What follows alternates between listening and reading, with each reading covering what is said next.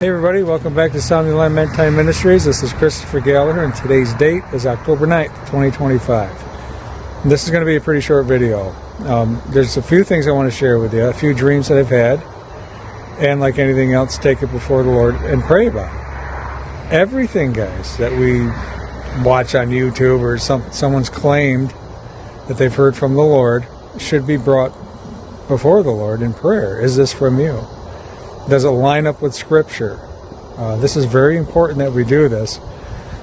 And obviously, if you know anything about Brother Joshua, this guy from South Africa, and his failed rapture predictions, this could be a problem if we don't do that. So I'm not here to condemn this brother and bash him.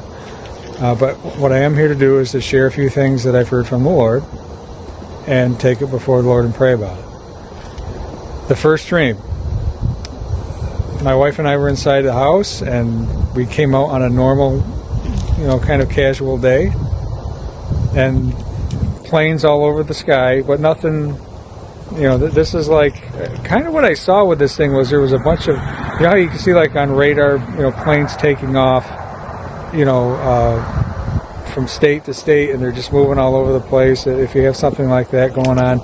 It was kind of like that. We saw just a bunch of planes in the sky doing their normal thing, taking people to where they got to go. A normal day. And as we were watching, there was one plane in particular that just kind of, it seemed to go off course and kind of circle around. And then it came around and then it crashed.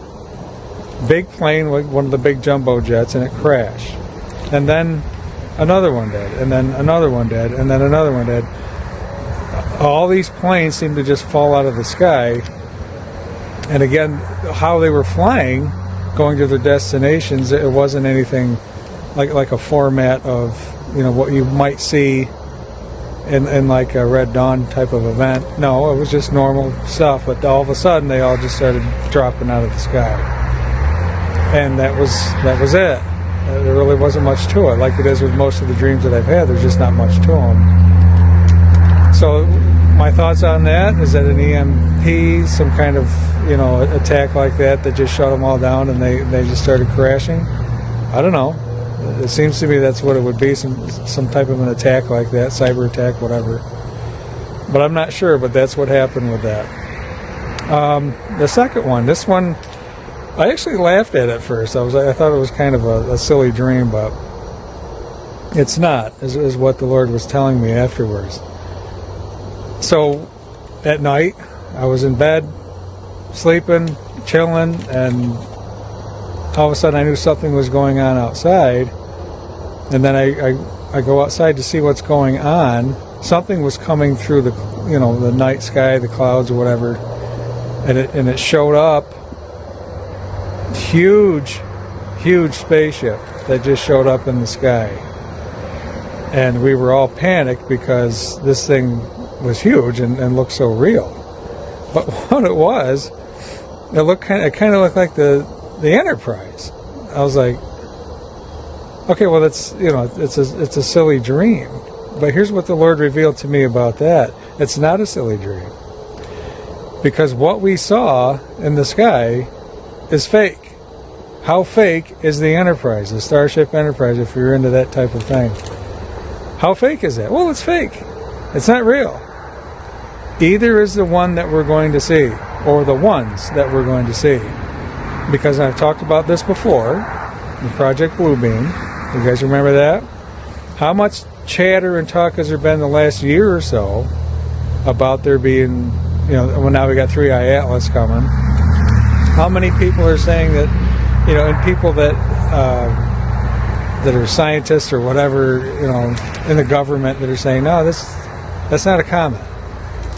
Again, my thought always was that when the rapture does happen, they have to explain this thing away somehow. I've said it before in my videos.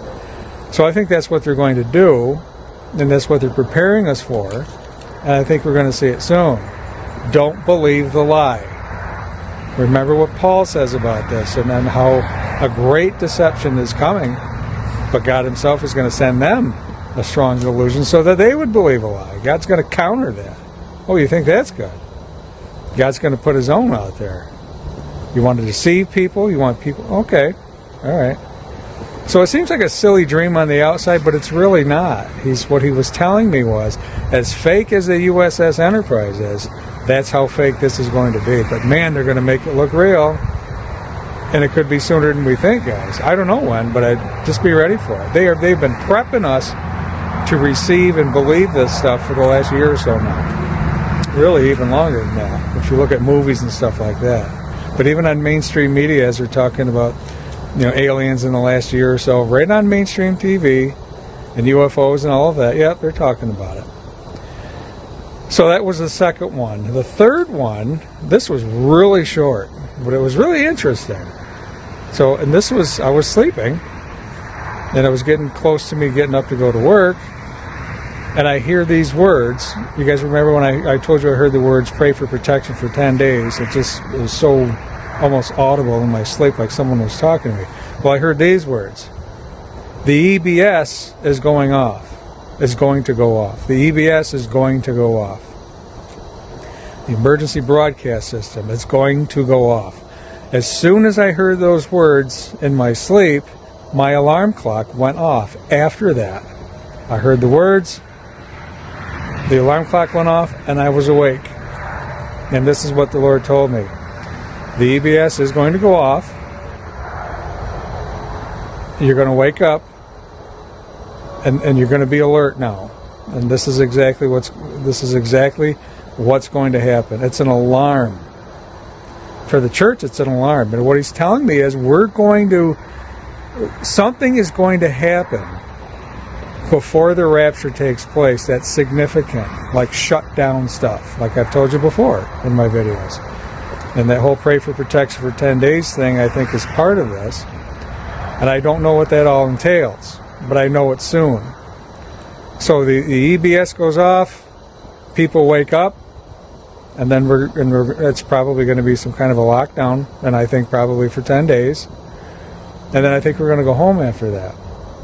But something needs to wake up people, the church first, because I think a lot of Christians are asleep, compromised, not serving the Lord, turned off by all the rapture stuff. And because the rapture didn't happen, and people are discouraged, and I understand why. So what do we do, guys? What do we do here? We need to be ready for the soon coming of Jesus Christ. That's what we need to do. So pray about these things, because I think the Lord is coming very soon. I can't give you a date, guys. I'm not going to. But I think he's coming soon. The EBS thing, though, when's that going to happen? I don't know. It could be tomorrow. It could be 3 months down the road. I don't know. I didn't get a date. But the Lord told me this thing is going to go off. And our nation is going to shut down. I don't know when. And I don't even know what it is that causes it. Something pretty serious, though. For us to shut down like that, for the EBS to go off. They've been testing that thing for years now. They're getting ready. They're getting ready for something. So folks, be ready, be prayed up.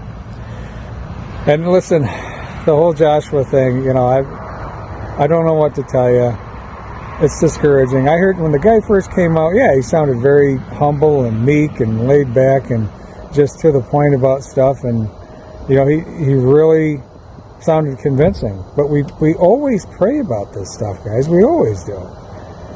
And he said September on the Gregorian calendar, and then it turned into the Julian calendar, and here we are, it's the 9th. Because he said October 7th and 8th on the Julian calendar, and here we are. And a lot of Christians are discouraged, and I get why. This is, potentially the biggest gut punch, the church has ever had. We go back to even before. The first one I remember is 88 Reasons Why the Rapture would happen in 88, and then in 89, and this guy, he wrote this book, 2 books, 3 books, 4 books, whatever it was, 88, 89, 93, and 94, I think. I could be wrong on those years. But he wasn't the only one. There's Harold Camping, and there's others. So,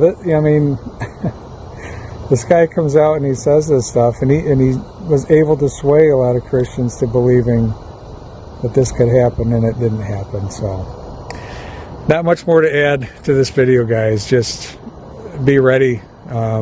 Share the gospel. Don't listen. Don't let that discourage you or make you lay down. Share the gospel. Share the gospel. Share the gospel. People are dying and going to hell every day, and we need to be those lights, those witnesses that Jesus wants us to be. And people need to get saved. They're going to go through the tribulation, guys. We're not. And again, I'm not going to get into all that here now, but they're going to go through the tribulation time. We are not. The church will be rescued before that. That is biblical. And again, watch my videos. I've got a couple videos on why I believe in the pre-trib rapture. You don't have to believe it. It's not a salvation issue. It's not. But things are going to pop off soon, and we really need to be ready. My fear is that, so many people being discouraged with, Joshua's rapture dates failing, that people are just going to give up and quit and just lay down and go back to sleep or whatever. No, guys. This whole thing might have been a setup from the devil from the beginning to get us to do just that, because he knows the rapture is soon. So that's the worst thing we could do, guys. It's literally the worst thing we could do. Let it motivate you. Let it motivate you to do even more. It's motivate me. I was never fully on board with it. I was listening to him, and I'm like, But I'm like, and I say that because the day and the hour no man knows is a Jewish idiom. And I know there's some teachers out there that say, well, it wasn't taught before the 17th century like that. And, whatever. Whatever. It's clearly Jewish tradition, and it is a Jewish idiom. You don't have to buy into that if you don't want to. To me, Jesus fulfilled the first 4 feasts literally, physically, did he not? He did. There's 3 left, and if he literally, physically fulfilled the first 4, it would be illogical to conclude that he would not fulfill the last 3, literally, physically, in his new physical resurrected body. Of course he's going to fulfill all of it. Well, that's Jewish. I know it's Jewish. I know the feasts are Jewish. And none of I've heard another teacher say, none of the feasts have anything to do with the end times. Well, that's categorically false and easy. What? How could you say that? Did the Jews have anything to do with the end times? Is the 70th week of Daniel, is that the end times? Of course it's Jewish, but it involves the whole world, though. The judgment that's being poured out and the wrath of God is on the whole world. It's of course, I know it's Jewish, guys, but and again, it has everything. The Jews have everything to do with the end times. The 70th week of Daniel has everything to do with the end times. Matthew 24 is the end times. Daniel, Revelation 6 through 19 is all the end times. So I guess I don't understand, with all due respect to some big-name teachers out there, how they can draw that conclusion. Do your own studies, draw your own conclusions. So I'll leave it there. Listen, the most important thing is, if you're not saved and you're hearing this, you need to get saved. Call upon the name of the Lord. Whosoever shall call upon the name of the Lord shall be saved. Believe in the death, burial, and resurrection of Jesus Christ. His shed blood, he shed his blood to pay for our sin. It's a free gift being offered to all of us. You have to receive it, though. Yes, you do. He's not just going to make you saved against your will. You do have free will, and you need to receive this free gift in a humble manner, acknowledging your offenses before God, the one and only true and living holy God. You need to do that today, and I can't urge you enough to do that today, because none of us are promised tomorrow. And this whole thing, like I said, could start popping off tomorrow, and shock and awe could kick in tomorrow. I don't know if it's going to or not. It could be down the road a little ways. I don't know. I'm just suspicious that, a lot of things are going to start happening here very soon. So I'll leave it there. God be with you all. And folks, again, let's keep looking up, because our redemption draws nigh.